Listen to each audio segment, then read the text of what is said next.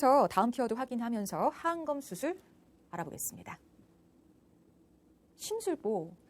네. 그러니까 눈 밑에 이렇게 좀 붉어진 지방 부분이 조금 심술보 느낌을 주죠. 완고한 인상을 주기도 하는데요. 이런 눈밑 지방, 하안검 수술과 관련이 있는 거죠, 선생님? 그렇습니다.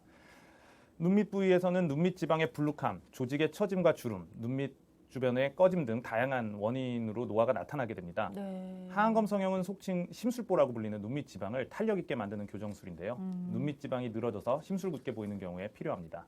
또 실제 나이보다 더 늙어 보여서 스트레스를 받는 사람들도 가능한 수술입니다. 네, 그러니까 요컨대 이 눈밑 지방을 좀 매끈하게 정리하는 수술이라고 생각하면 될까요? 네, 그렇습니다.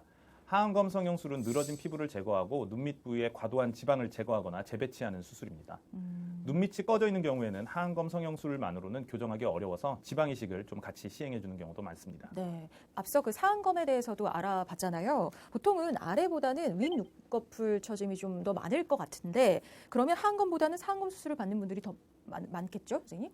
윗눈꺼풀은 이마 부위와 연결이 되어 있는데 보통 노화가 진행되면 이마의 처짐도 동반이 되어 있는 경우가 좀 많습니다. 네. 이마가 늘어짐에 겹쳐지면서 윗눈꺼풀의 늘어짐이 더 심해지므로 윗눈꺼풀의 늘어짐으로 인한 불편감이 더 크게 느껴지는 경우가 좀 흔합니다. 자, 그럼 이제 하안검 교정술에 대해서 좀 자세하게 알아보겠습니다. 어떻게 이루어지는지 방법을 좀 알려주세요. 하안검 성형술은 속눈썹 바로 아래쪽 피부를 절개하여서 조직을 박리합니다.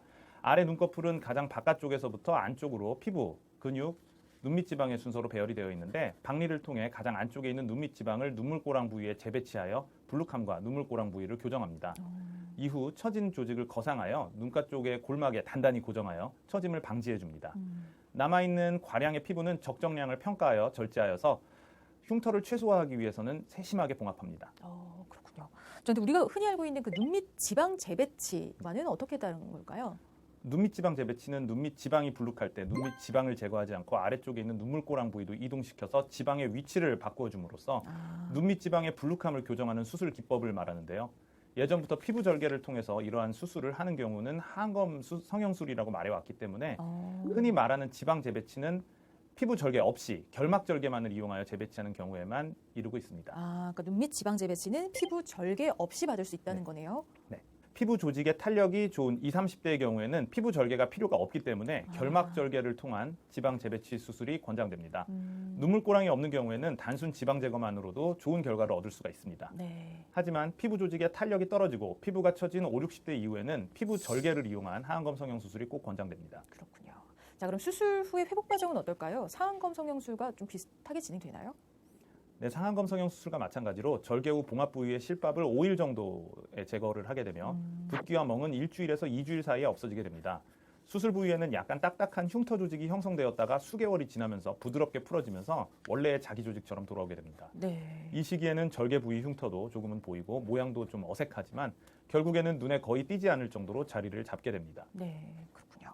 자, 상안검, 하안검 성형수술 모두 알아봤는데요. 이 상안검과 하안검 수술을 동시에 받는 경우도 있는지 궁금해요.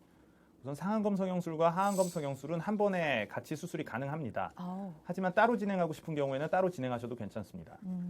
수술을 위아래를 따로 한다고 해서 어색할까 봐 걱정을 하시는 경우도 있지만 그 어색함이 두드러져 보일 정도로 심한 것은 아니므로 위나 아래쪽 한쪽이 신경 쓰이는 경우에는 따로 진행하셔도 괜찮습니다. 네. 이렇게 따로 하는 경우에는 수술 후 회복 과정을 좀 2번 겪어야 하기 때문에 한 번에 해결하고자 하는 경우는 동시에 수술을 시행하는 경우도 많습니다. 그렇군요. 동시에 수술하는 경우에는 수술 시간이 오래 걸리기 때문에 전체적인 회복 기간은 비슷하므로 한 번에 해결할 수 있는 장점이 있습니다. 네. 자, 그럼 이제 세 번째 키워드로 넘어가 보겠습니다. 부작용. 그렇죠. 아무래도 사안검, 하안검 교정술 모두 성형 수술의 일종이다 보니까 혹시 생길 수 있는 부작용을 걱정하지 않을 수가 없는데요. 자, 우선은 이 사안검 수술 어떤 부작용이 생길 수 있는지 좀 먼저 알아볼까요?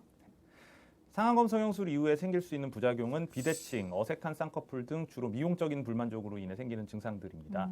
안검하수 증상이 심해서 교정을 한 경우 눈이 좀 덜 감겨서 안구건조 증상이 심해지는 경우도 있을 수 있는데요. 모든 경우가 그런 것은 아니고 그에 맞는 적절한 치료가 필요할 수 있습니다. 그렇군요. 자, 그럼 이어서 하안검 수술을 할 때 생길 수 있는 부작용도 좀 짚어볼까요? 하안검 성형 시에는 감각 이상, 비대칭, 안구건조 증상, 흉터 등이 있을 수 있으나 주로 문제가 되는 부작용은 안검 외반이라고 하여서 눈꺼풀이 아래쪽으로 뒤집어지는 그런 경우가 있을 수 있습니다. 그러니까 눈꺼풀이 뒤집어지는 안검 외반. 네. 근데 이게 생기지 않게 하려면 어떻게 해야 할까요? 우선은 피부 절제를 너무 많지 않게 적당히만 해야 하고 혈종이 생기지 않도록 수술 중 지혈을 좀 철저히 해주어야 합니다.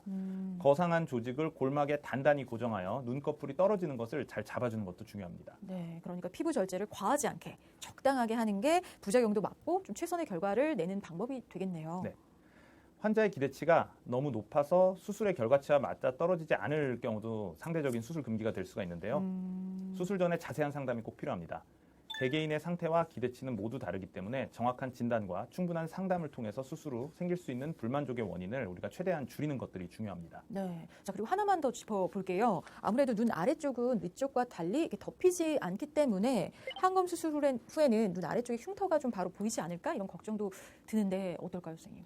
하안검 성형술 절개 부위는 신체 부위에서 흉터가 좀 가장 덜 남는 부위에 속합니다. 아, 그래요? 하지만 이 수술은 미용적 수술이기 때문에 흉터가 최소화되도록 세심하게 봉합을 시행하고요.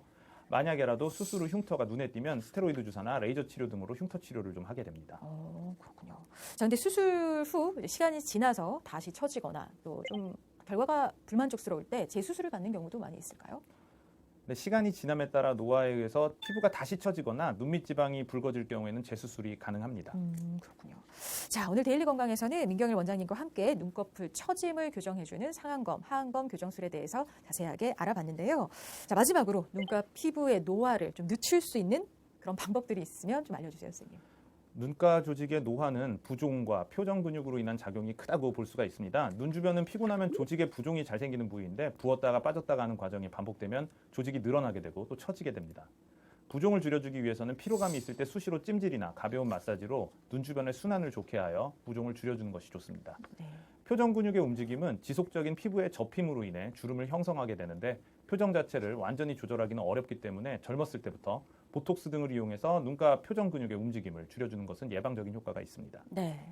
자, 누구나 나이가 들면 노화가 찾아오지만 다른 신체 부위에 비해 지방도 적고 또 피부도 얇은 이 눈가는 또 두드러지게 나타나기 마련인데요. 자, 그 정도가 심해서 일상생활에 지장을 주거나 또 눈의 기능상의 문제까지 발생하는 경우라면 교정 수술을 한번 고려해 보셔도 좋을 것 같습니다.